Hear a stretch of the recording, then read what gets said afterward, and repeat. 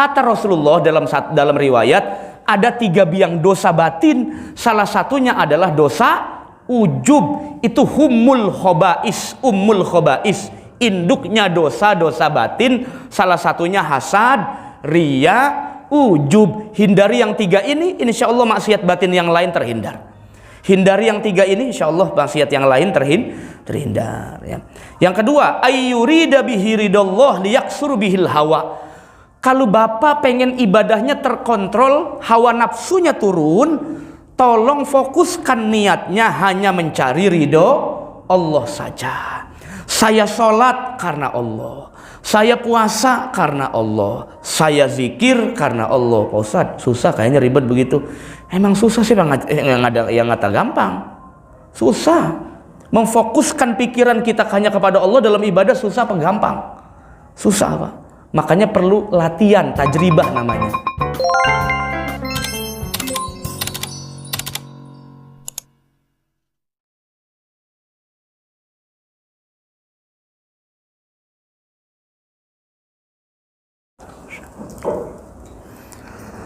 Assalamualaikum warahmatullahi wabarakatuh. Innal hamdalillah nahmaduhu wa nasta'inuhu wa nastaghfiruh wa na'udzu billahi min shururi anfusina wa min sayyiati a'malina. May yahdihillahu fala mudilla lahu wa may yudlilhu fala hadiyalah. Ashhadu an la ilaha illallah wahdahu la syarikalah wa ashhadu anna sayyidana wa nabiyyana Muhammadan abduhu wa rasuluh. Allahumma salli wa sallim wa barik ala sayyidina wa habibina wa syafi'ina wa maulana Muhammadin wa ala alihi wa ashabihi wa azwajihi wa dhurriyyatihi ajma'in. Rabbi shrah li sadri wa yassir li amri wa hlul 'uqdatam min lisani yafqahu qawli. Rabbi zidna ilman nafi'an warzuqna fahman jayyida fil laili wan nahar, amma ba'du. Faqad qala Allah ta'ala fi kitabihil karim, a'udzu billahi minasy syaithanir rajim. Bismillahirrahmanirrahim. Qul bifadlillahi wa birahmatihi fabidzalika falyafrahu huwa khairum mimma yajma'un. Wa qala an-nabiy sallallahu alaihi wa alihi wa sahbihi wa sallam, idza marartum bi riyadil jannah farta'u. Wa ma riyadul jannah ya Rasulullah? Qala hilaqudz dzikr. Shadaqallahul azim. Para jamaah sekalian yang insyaallah dirahmati oleh Allah Subhanahu wa taala, kita bersyukur di waktu yang mulia ini Allah masih pertemukan kita dalam keadaan sehat walafiat, sehingga kesehatan, umur, waktu serta kesempatan yang masih Allah berikan kepada kita masih bisa kita gunakan untuk ibadah kepada Allah Subhanahu wa taala. Kita mohon kepada Allah semoga apa yang kita niatkan, baik salat subuh berjamaah ataupun niat thalabul ilmi, senantiasa diterima oleh Allah Subhanahu wa taala. Amin ya rabbal alamin. Salawat ma'assalam yang selalu kita lantunkan kepada junjungan alam Nabi besar Muhammad sallallahu alaihi wa alihi wa sahbihi wasallam. Para jamaah sekalian, mari kita awali ta'lim kita dengan membaca Ummul Quran suratul Fatihah. Semoga apa yang menjadi maksud dan niat kita dalam thalabul ilmi kita menjadi sebab Allah berikan kita ilmu yang bermanfaat, ilmu yang menjadi hidayah dan taufik dari Allah Subhanahu wa taala. Ala hadhihi niyyah wa ala kulli niyatin shalihah ila hadratin Nabil Mustafa Muhammadin sallallahu alaihi wasallam wa ala alihi wa ashabihi wa azwajihi wa dhurriyyatihi wa ahli baitihil kiram. Summa jami' ikhwanihi minal anbiya wal mursalin wa uliyai wasyuhada wassalihin wa sahbati wa tabi'in al ulama'il amilin wal musannifin al mukhlisin jami'il malaikatil muqarrabin, khususan sayyidina al-qutbi rabbani wal arifi samadani syamudin Abdul Qadir al-Jilani wa ila hadrati khususan ila hujjatil islam al-imam Abi Hamid al-Ghazali wa ila hadrati khususan ila syekhil imam Abil Hasan asy-Syadzili wa ila hadrati khususan ila muallifi hadzal kitab وإلى جميع والدينا وإلى جميع مشايخنا وأساتذتنا وأساتذتنا وأهل بيتنا وذرياتنا وطلابنا وطالباتنا وإلى جميع المسلمين والمسلمات والمؤمنين والمؤمنات ببركاتهم شيء لله لهم. الفاتحة. أعوذ بالله من الشيطان الرجيم. بسم الله الرحمن الرحيم. الحمد لله رب العالمين الرحمن الرحيم مالك يوم الدين إياك نعبد وإياك نستعين اهدنا الصراط المستقيم صراط الذين أنعمت عليهم غير المغضوب عليهم ولا الضالين رب اغفر لي ولوالدي آمين. بسم الله الرحمن الرحيم. بسم الله سبحان الله والحمد لله ولا إله إلا الله والله أكبر ولا حول ولا قوة إلا بالله العلي العظيم. قال المؤلف رحمه الله تعالى ونفعنا به بعلومه في الدارين آمين. ربي يسر وعين. Para jamaah sekalian yang insyaallah dirahmati oleh Allah Subhanahu wa taala, alhamdulillah kita masih dipertemukan di waktu mulia, tempat yang mulia dengan niat yang mulia, yaitu thalabul ilmi, karena tidak ada kewajiban setelah salat fardu kecuali menuntut ilmunya Allah Subhanahu wa taala. Karena mahar pertama ibadah orang diterima Allah adalah al-amal bi ilmi, li'anna al-amal la yasluh illa bil ilm. Karena amal tidak akan layak diterima Allah kecuali dengan ilmunya Allah Subhanahu wa taala. Sekalipun tidak ada redaksi yang tegas di dalam Al-Qur'an dan juga di dalam hadis, namun dijelaskan oleh para ulama, istilah atau hadis yang sering kita dengar sekalipun riwayatnya agak lemah, talabul ilmi faridatun ala kulli muslimin. Titik, nggak ada muslimatnya yang benar itu. Ya, ala kulli muslimin. Nah, faridatun itu kalau dalam bahasa Arab artinya sigot mubalaghah. Kalau Bapak belajar bahasa Arab ada namanya wazan fa'il. Farid ditambahkan muannas faridoh, jadi sangat wajib hukumnya. Sangat, bukan wajib, sangat wajib. Jadi berubah maknanya. Ya, li'anna ziyadatal bina tadullu ala ziyadatil makna. Begitu kalau belajar bahasa Arab.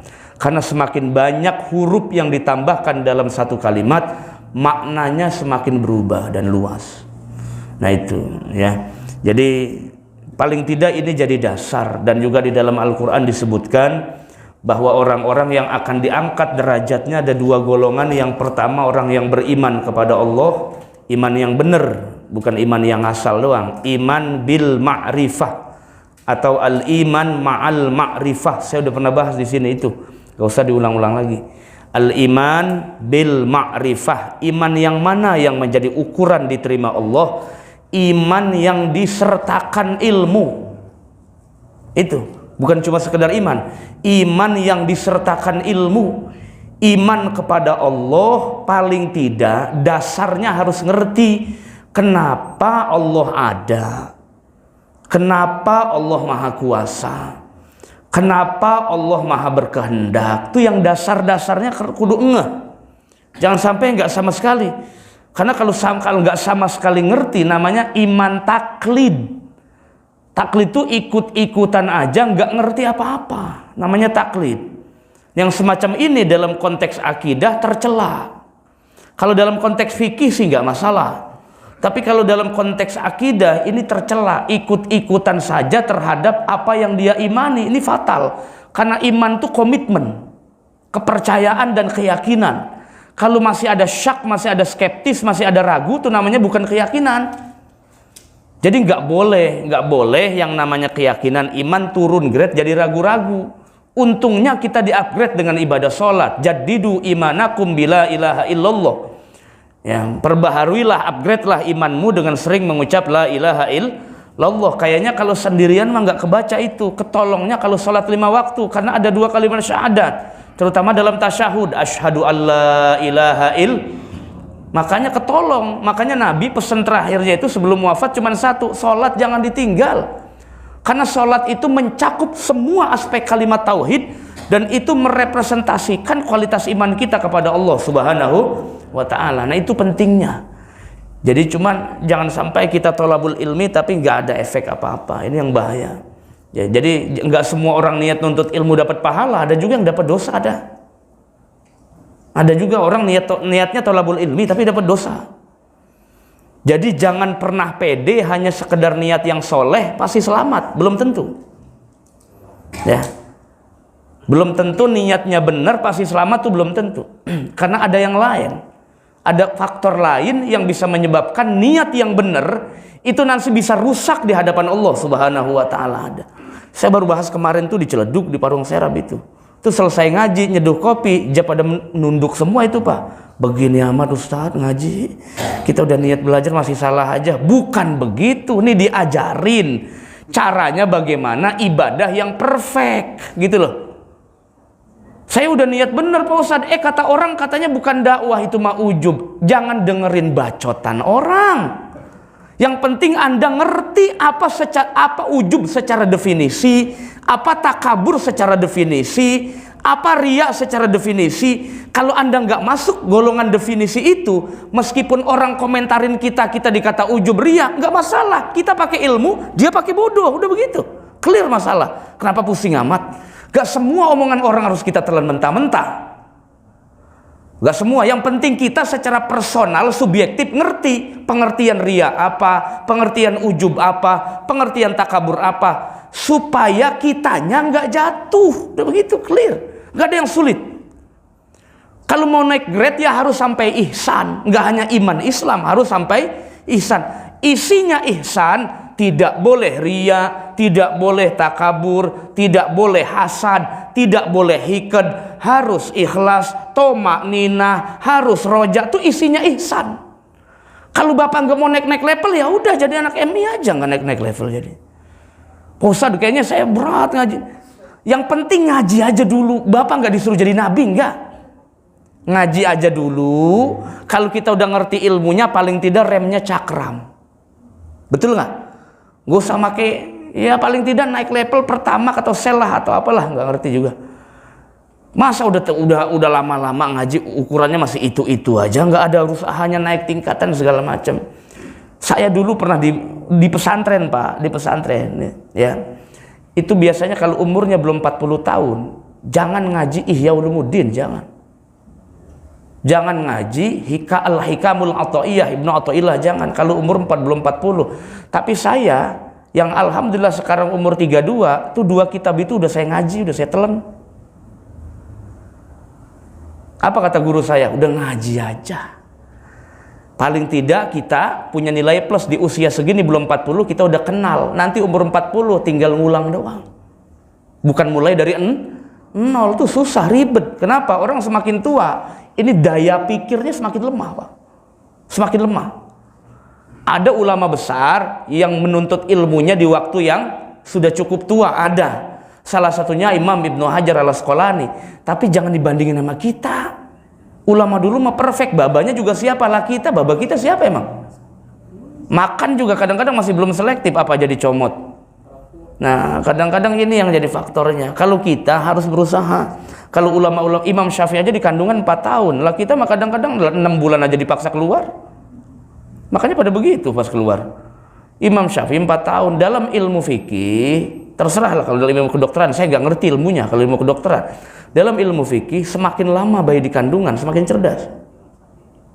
Jadi kadang-kadang udah setahun lebih aja udah kagak tahan. Udah nggak tahan, udah pas buruan keluar ke pasar, susah, kemari ribet, tidur celentang meledug, ya kan? Susah, babanya mending mau dititipin perut, nggak mau kan? Nah itu, jadi susah. Nah Imam Syafi'i itu 4 tahun, arba'a sanawat, arba'a sinin, makanya cerdas otaknya. Silakan besok bapak mau kalau mau begitu, ya bilang sama bininya, insya Allah nggak akan mau itu. Karena satu aja ribet katanya, sana sini aja ribet. Gitu. Jadi semakin, nah sekarang programnya begitu di dunia kedokteran, tahu bulan segini langsung disuruh, bulan segini langsung disuruh. Akhirnya ya begitu, udah kecerdasan bukan makin meningkat malah makin berkurang. Kalau kita ikutin teori orang-orang dulu, itu nggak ada orang sakit di lahiran di sesar, nggak ada, beranak aja belojor udah. Nah sekarang kan saya nggak tahu, nggak ngerti, pasti harus begitu. Ada teman saya baru pertama kali, istrinya baru pertama kali lahiran. Sebetulnya kan kalau nggak sakit nggak segala macam apa. Saking tuh pengennya dia lahiran biasa, ya sampai pergi ke Kulon, sampai pergi ke sono ke Serang kemana, karena di sono ada dukun beranak gampang aja. Kalau di sini daftar sesar, ngerti. Jadi kadang-kadang profesi ya nggak masalah sih, dia kuliah lama-lama kan harus balik modal, kan kira-kira begitu. Ya itu akhirnya jadi proyek juga gitu. Jadi, semua nggak ada yang begitu semua. Oh, ustadz juga ada oknum begitu, dokter juga ada oknum begitu. Orang sehat diproyekin begitu. Ini macam-macam aja. Ini para jamaah sekalian rahmati Allah Subhanahu wa taala. Jadi modal utamanya kita, mau apapun ibadah kita, pasti modal utamanya adalah ilmunya Allah Subhanahu wa ma utitu minal ilmi illa qalil. Para jamaah sekalian, ada ulama besar namanya Syakik bin Ibrahim Al-Balkhi namanya. Kalau Al-Balkhi itu dari kota Balkh. Balkh itu kalau sekarang Afghanistan. Mazhabnya kebanyakan Hanafi. Ya. Makanya ulama-ulama sufi itu kebanyakan itu yang saya aneh. Hanafi itu kebanyakan rasional, tapi ulama-ulama tasawufnya banyak. Ya, itu orang-orang Hanafi itu. Nah, namanya Syakik bin Ibrahim Al-Balkhi dari Afghanistan. Wafatnya tahun 194. Punya murid besar namanya Hatim Al-Asam. Pasti sering dengar kalau sering baca biografi ulama, pernah dengar namanya Hatim Al-Asam. Dia nggak tuli sebetulnya mah, cuman dijulukin aja Al-Asam, orang tuli gitu. Sebenarnya nggak tuli. Ya, cuman maksudnya dia nggak mau dengar sesuatu yang maksiat tuh begitu tuh, jadi dijulukin. Sama kalau Bapak pernah dengar ada ulama besar namanya Al-Haris Al-Muhasibi. Al-Haris Al-Muhasibi itu sebetulnya nama aslinya bukan itu nama aslinya, cuma dijuluki orang Al-Muhasib. Kenapa? Karena setiap ketemu orang tuh orang lagi introspeksi diri, jadi sibuk sama aib dirinya, bukan sibuk sama aib orang lain. Ini kita mah enggak sibuk sama aib orang lain, sama rezeki orang lain, sampai pekerjaan orang dikorek-korek. Ngapain sih? Ukurannya semua udah ditakar sama Allah Subhanahu wa taala. Ya saya punya teman kayak begitu, pernah ada. Siapa aja ditanya, emang Jeb, gajinya berapa sih? Gaweannya apa aja? Lama urusan orang pengen tahu detail-detail, lu ngapain? Urusan ente aja upgrade tuh, biar Luxio jadi Pajero, begitu apa? Urusan orang, rezeki orang dikorek-korek, jangan. Ini Al-Muhasibi itu emang ulama yang setiap ketemu orang lagi introspeksi dirinya, sibuk memperbaiki dirinya, nggak pernah risau, nggak pernah musik urusan orang lain, nggak pernah risau dengan rezeki orang lain, nggak pernah risau dengan aib orang lain. Makanya dijuluki Al-Muhasib, orang yang suka introspeksi diri. Nah, orang sekarang mah jauh begitu, punya proyek semua, susah. Itu ujian akhir zaman tuh yang begitu. Kalau ujian orang dulu mungkin ketemu orang jarang kali ya, karena jauh-jauh rumah. Sekarang makan dempet, orang kita buka pintu depannya rumah orang gitu. Jadi sekarang mah dempet-dempet. Kadang-kadang sulit sekali menghindari dosa muamalah, dosa sosial susah. Kalau orang dulu mungkin lebih mudah menghindari dosa sosial, karena mungkin jauh-jauh interaksi sosial tidak terlalu banyak. Sekarang Masya Allah luar biasa. Jadi kadang-kadang yang kagak pengen hasad jatuh hasad, yang kagak pengen gibah jatuh gibah. Kalau ngerti ilmunya balik lagi dah, ar-ruju'u ilallah, balik lagi. Pak Ustadz, kalau saya udah terlanjur gibah, udah terlanjur ini segala macam, terus langsung saya ingat istighfar, diampuni apa kagak? Udah diampuni dah, daripada kagak sama sekali. Udah diampuni ya, yang penting penyesalan. Kan taubat mah yang penting itu Pak, an-nadam. An-nadam itu artinya menyesal dan bertekad Allah ya'uda ila syai'in. Jadi enggak kembali lagi kepada sesuatu yang dikerjakan. Nah, ulama besar ini beliau pernah berkata begini, ini populer sekali ucapannya ini, sangat populer ya. Annahu qala, Syakik bin Ibrahim Al-Balkhi itu pernah berkata begini, husnul amali salah satu asya. Bagusnya amal, perfect dan idealnya amal itu tergantung atau bisa diukur dari 3 hal.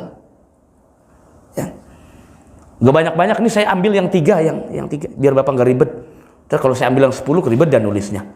Yang 3 aja. Ini amal ibadah yang perfect.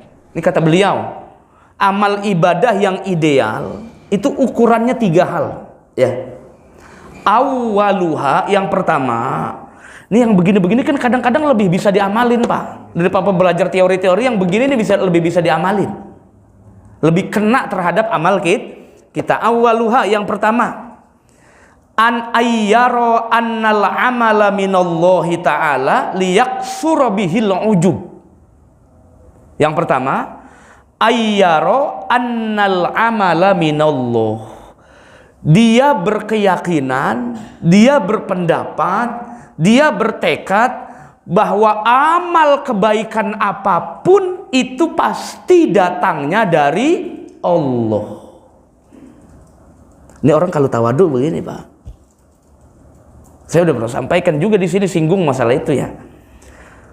Yang pertama, ketika Bapak beramal apapun ibadahnya, maka yakinlah sepenuh hati, ibadah apapun, seperfect apapun, itu pasti datangnya dari Allah. Kenapa? Tidak ada satupun yang sanggup sujud kepada Allah, sanggup ruku kepada Allah, sanggup ibadah kepada Allah di alam dunia ini, kecuali diizinkan. Itu prinsipnya. Berarti amal baik apapun pada prinsipnya itu datang dari Allah. Jadi yang ada bersyukur, ditakdirkan menjadi orang yang bisa beramal baik. Kita udah dikasih pilihan, tinggal kitanya yang mengupayakan jadi amal soleh. Secara etika di hadapan Allah memang nggak boleh mengaku amal itu, nggak boleh. Kalau menjadikan amal sebagai wasilah silakan. Tapi kalau mengaku-ngaku di hadapan Allah, su'ul adab. Kenapa? Bapak yang kasih sehat Allah, yang kasih kemampuan Allah, kakinya kagak rematik yang ngasih Allah, tangannya sehat yang ngasih Allah, perutnya kagak asam lambung yang ngasih Allah, sehat walafiat bisa ke masjid Al-Barkah jamaah subuh, berarti semua karena ngapa ngaku-ngaku? Yang ada bersyukur, alhamdulillah ya Allah, saya ditakdirkan kau izinkan untuk bisa sholat subuh berjamaah. Itu yang benar. Ibadah disertakan syukur nikmat. Karena ada juga orang yang berbuat baik tapi dosa. Kenapa? Karena berbuat baik, berpendapat, berkeyakinan ini karena saya, ini amal saya. Nah itu namanya ibadah tapi dosa. Seperti bapak sholat tapi di sarungnya, di pakaiannya ada tai kotok, ada kotoran, ada najis. Sama ibadah begitu. Kalau ibadah bapak dalam kolbunya berkeyakinan ini karena saya, gak ada kaitannya dengan Allah, saya yang memilih. Nah ini orang takabur namanya. Orang takabur. Gak ada orang Allah ada gak orang udah niat pengen berbuat baik, niat pengen melakukan amal soleh gak jadi? Banyak. Berarti enggak Allah izinkan banyak. Ada enggak orang kagak niat amal soleh, tahu-tahu jadi sholat jamaah? Ada enggak? Banyak. Allah izinkan itu. Seharusnya dari situ orang beriman berpikir bahwa Anda semampu apapun beramal soleh, kalau Allah tidak izinkan, gak akan jadi. Itu komitmen itu. Wabil qadari khairihi wa syarrihi minallah. Gak akan jadi. Coba Bapak buktiin deh besok, dari sekarang ngomong. Nih, besok saya pasti, tuh ngomong pasti kayak dukun, pasti akan sholat subuh berjamaah. Ngomong pastinya aja dosa. Ngomong pastinya dosa. Wala taqulanna li syai'in inni fa'ilun zalika goda illa ayyasha Allah. Dalam surat Al-Kahfi Allah berfirman, jangan sekali-kali kamu berkata esok saya akan ngerjain sesuatu kecuali diizinkan dan dikehendaki oleh Allah. Makanya kiai kalau ditanya, Pak Kiai, Pak Ustadz, ini kira-kira kalau saya berdoa sholat begini besok nanti insya Allah dikabulkan Allah apa enggak? Pasti jawabnya apa? Insya Allah. Kalau ada kiai ustadz jawabnya pasti dukun.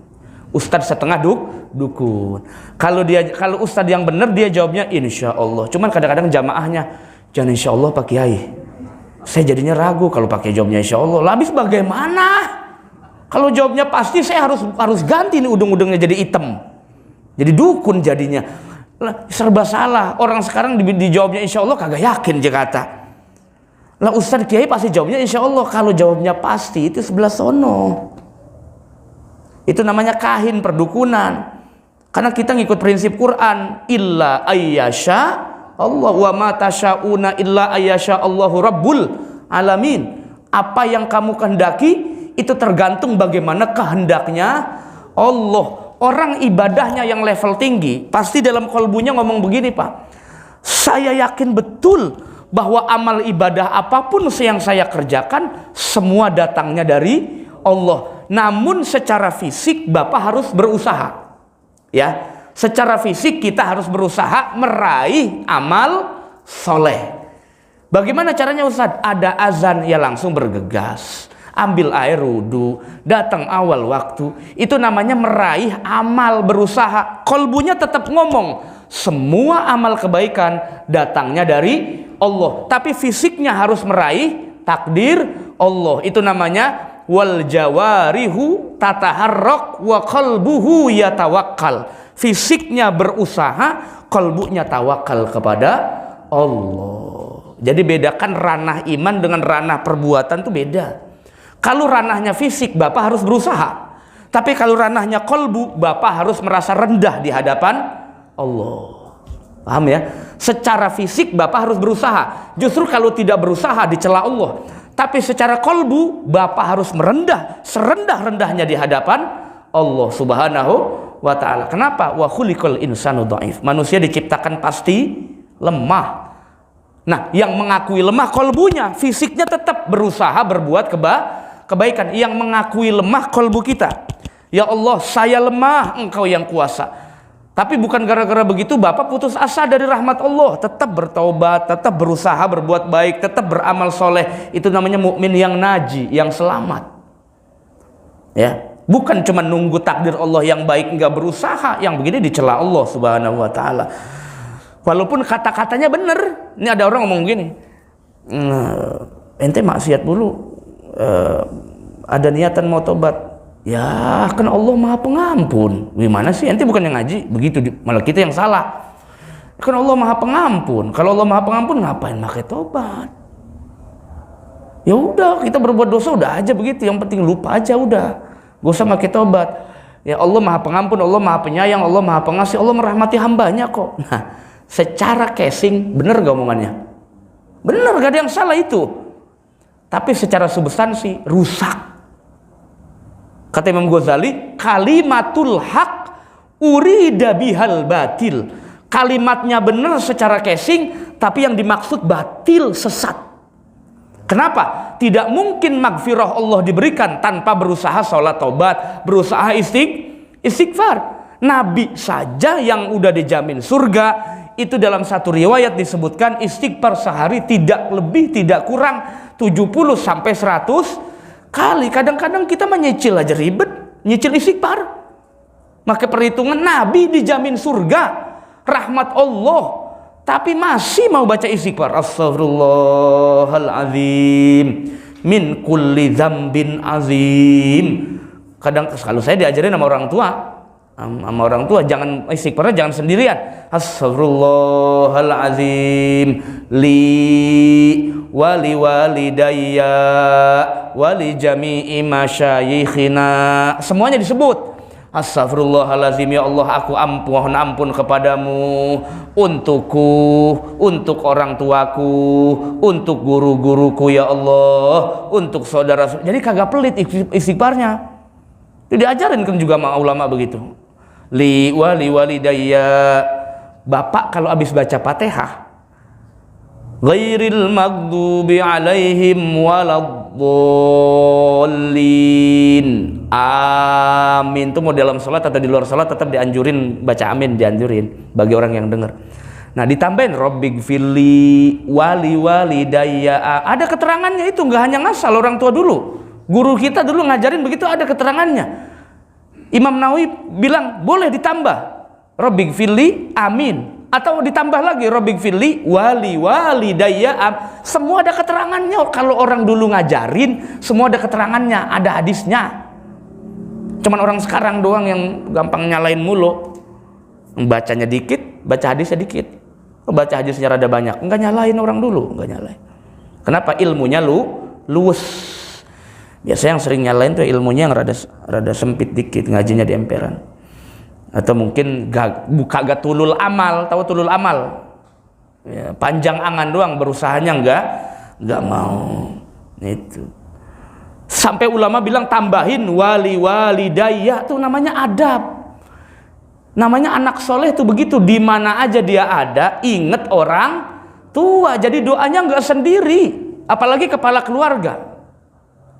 Guru-guru kami ngajarin kalau jadi kepala keluarga sendirian nih doa di rumah, jangan make Allahumma allimni misalnya begitu, Allahumma rzuqni fahma. Yang sendiri-sendiri itu ganti dengan kami. Ganti supaya istrinya dapat, anaknya dapat. Anda kalau kepala keluarga ganti bahasa saya dengan bahasa kami. Karena Anda dimanapun, istri kena doa kita, anak kena doa kita, ya kan? Cucu kena doa kita. Allahumma arhamna, begitu. Allahumma rzuqna fahman nabi, ini Allah. Jadi bahasanya kami, bukan saya. Itu diajarin sama guru-guru kita begitu. Kalau Anda kepala keluarga sudah menikah, ganti doa saya jadi kami. Ganti.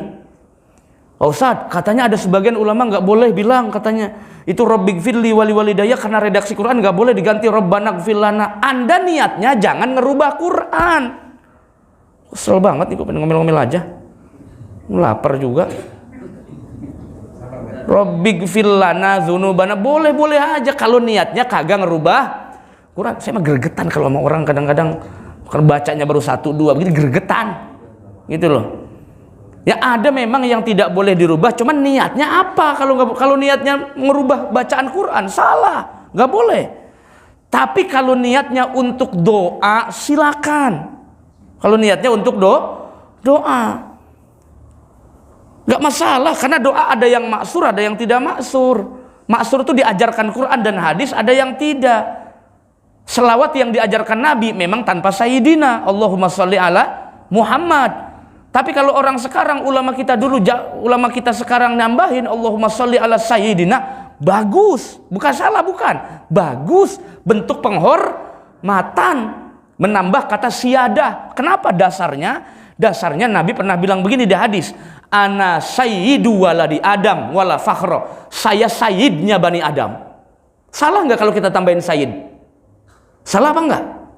Kagak salah, kan Nabi bilang sendiri, saya sayyidnya Bani Adam. Nggak salah. Tapi kan Nabi ngajarnya Allahumma sholli ala Muhammad saja, kagak ada. Aduh, capek nih saya aus jelasinnya kalau begini. Makanya ketemu orang-orang begini, bawaannya bukan pengen debat, pengen nakol palanya. Bukan pengen debat. Gregetan jadinya, pengen buat nyekek. Gitu. Ini begini nih. Nabi tuh ngajarinnya Bapak kalau baca i'tidal. Apa bacaannya i'tidal? Rabbana lakal mil'us, itu yang kewarid dari Nabi. Nabi yang ngajarin langsung. Tapi ada sahabat lagi jadi jamaah. Nabi kan kupingnya tajam, matanya 4, di sini ada, di sini ada. Jadi kalau jamaah ada yang salah gerakan, Nabi tahu, nggak perlu nengok. Nabi tahu karena di sini ada matanya, cuman nggak begini matanya. Ada mata batin di sini. Buka kitab Imam Tirmizi. Ada riwayat Nabi punya mata di belakang ini. Ya. Itu ada sahabat nambahin bacaan itu, nggak pernah diajarin Nabi, nggak pernah. Rabbana lakal hamdu hamdan kasiron thayyiban mubarak. Ditambahin. Selesai sholat Nabi nengok ke belakang. Siapa itu nambah-nambahin baik? Emang gua ngajarin begitu? Apa Nabi ngomong begitu? Enggak. Itu orang sekarang, ustadz yang begitu. Jangan ditambah-tambahin. Nabi ngajarinnya begitu. Nabi nengok belakang, ditanya, siapa yang nambahin bacaan tadi? Saya nggak pernah ngajarin. Itu kalau nabinya orang Betawi, ya. Kalau nabinya orang Arab beda lagi. Siapa yang nambahin? Ngacung tangannya, saya ya Rasulullah. Apa jawaban Nabi? Waktu Anda baca itu banyak malaikat puluhan turun ngelihat sholat kita, mengaminkan doamu. Nabi bukannya nyalain, malah bener, ahsan, tak bagus kamu, bagus. Berarti poin pentingnya nih, tidak semua yang tidak dicontohkan langsung pasti salah. Tidak semua begitu, tong. Cekek juga nih orang. Gregetannya, masya Allah. Dia bacanya kitab hadis apa kitab hadas sih? Hadas besar kali yang dibaca. Saya gregetan, masya Allah. Masih ada aja orang begitu. Nih, jamaah saya di Bandara Soekarno-Hatta. Waktu saya ngajar di An-Nabawi, nyamperin saya. Waktu saya ngajar di An-Nabawi di Banjar, saya ngajar, habis selesai ngaji, Ternyata dia itu masih ponakannya Muallim Syafi'i Azami. Bapak kenal Kiai besar Jakarta almarhum Muallim Syafi'i Azami, masih ponakannya, kerja di bandara. Waktu saya ngisi di Anaboy ngikutin kajian saya, selesai ngajar ngaji, nyamperin saya habis salaman, Pak Ustadz, saya mau cerita ada katanya. Iya tapi jangan banyak ya. Saya bilang, ya udah cerita apa? Saya habis sholat Johor, jam istirahat di bandara, baca kitab Dalailul Khairat karangan Imam Al-Jazuli yang kumpulan selawat semua loh.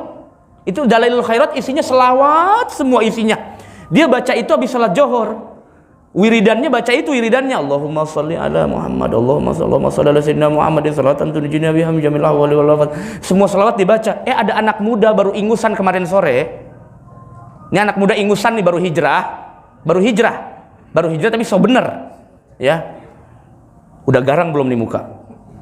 Baru hijrah itu nyamperin bapak itu ngomong begini, mohon maaf Pak, gak ada tuntunannya habis sholat baca selawat begituan, itu sesat musyrik Pak katanya. Bayangin, orang yang baliknya lebih dulu dimusyrikin sama bocah kemarin sore hijrah. Tuh kalau sayang begitu, gue cekek mati langsung. Sembarangan, bocah ingusan nyesat-nyesatin orang aja. Itu pentingnya ngaji sama guru yang bener. Masa baca selawat sesat bagaimana? Lah Anda habis sholat langsung megang HP, buka TikTok, lebih sesat mana? Pakai akal sehat. Masya Allah. Itu kitab dikarang ulama besar Ahmad Jazuli, isinya semua pujian kepada Nabi, dikata sesat sama bocah ingusan kemarin sore. Kalau saya langsung saya sliding kakinya. Masya Allah, Rabbi Allah yarham, astagfirullahaladzim. Dia ngajinya sama setan kayaknya. Allahu Akbar. Itu kata bapak itu. Saya mau cerita aja Pak Ustadz, ngelus dada saya, astagfirullahaladzim. Anak muda sekarang ya Allah, saya ini ngaji sama mu'alim.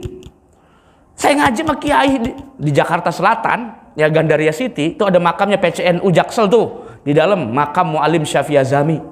Semua ulama sejakarta ngakuin keilmuannya, bahkan sampai orang timur juga ngakuin keilmuannya.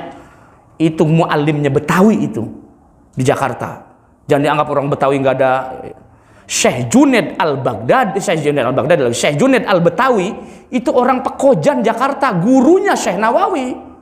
Jadi secara ilmu Betawi lebih tua. Oh semacam-macam Betawi nih. Macem-macem aja. Secara ilmu sanad ilmu Nusantara yang paling tua itu orang Betawi. Dari Syekh Junaid lahirlah Syekh Nawawi. Syekh Nawawi barulah Hadratus Syekh Hasyim Asy'ari, barulah Kiai Ahmad Darwis, Kiai Ahmad Dahlan, Yogyakarta. Jadi secara sanad sebetulnya tua Betawi secara sanad. Cuman masalah Betawi jualin kontrakan baba mulu, jadi begitu bandanya habis. Apa kaitannya ya? Nggak ada sih. Nah itu Pak. Jadi kadang-kadang saya udah ngaji subuh ngegas begini aja tetap ada mengheningkan cipta, kan kurang ajar. Tetap ada yang nunduk, kan kurang ajar itu. Saya udah ngegas begini aja masih ada yang ngantuk. Apalagi saya ngajinya begini. Bapak Ibu yang dimuliakan Allah. Ya, bawa bantal dia kemari. Segini aja saya udah ngisi agak tegas aja masih ada, tetap aja yang besok aja 17 Agustus Minggu. Mengheningkan ciptanya enak.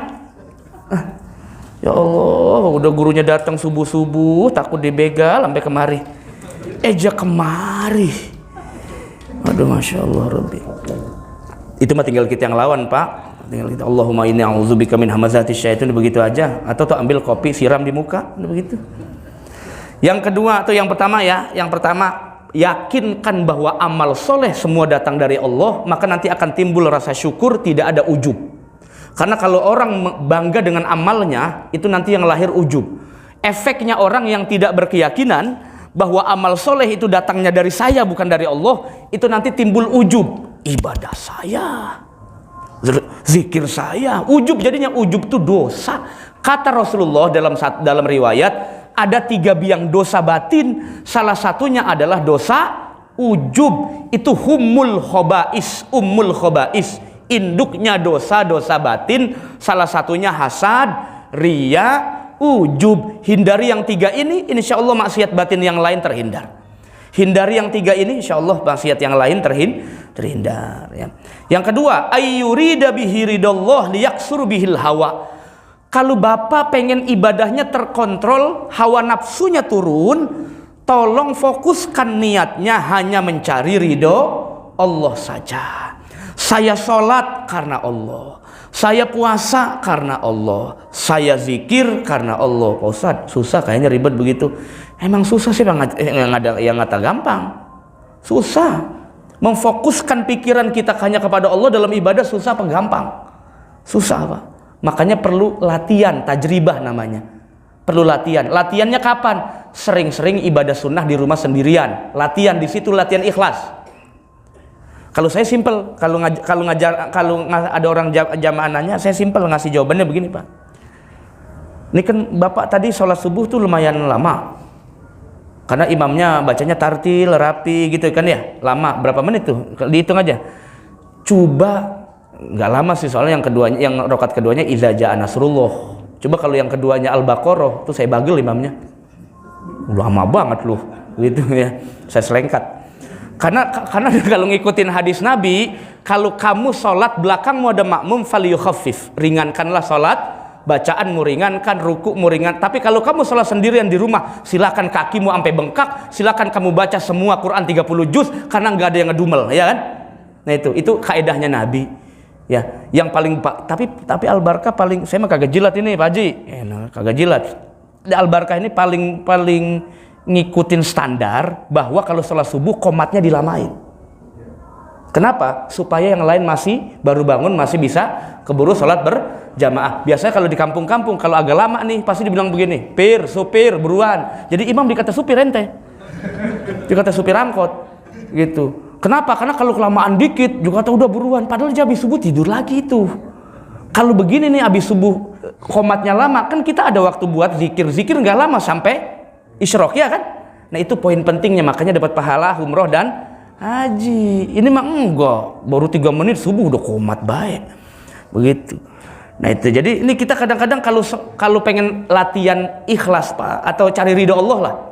Bapak kan kalau sholat di Al-Barkah bagus gerakannya segala, iya karena imamnya bagus. Coba silakan sholat di rumah, nanti Bapak rekam dewek, kira-kira Bapak sholat subuh selama tadi apa enggak? Kayaknya enggak sih. Enggak sih kayaknya mah. Udah jangan goroh. Kayaknya mah kagak. Orang sholat isya aja setengah menit kok di rumah. Itu kalau sendirian. Tapi kalau sholatnya di sini nih lama, khusyuk, sampai begini-begini loh. Kata saya ngapain itu orang? Kadang-kadang sampai menghayati. Tak kalau di rumah enggak.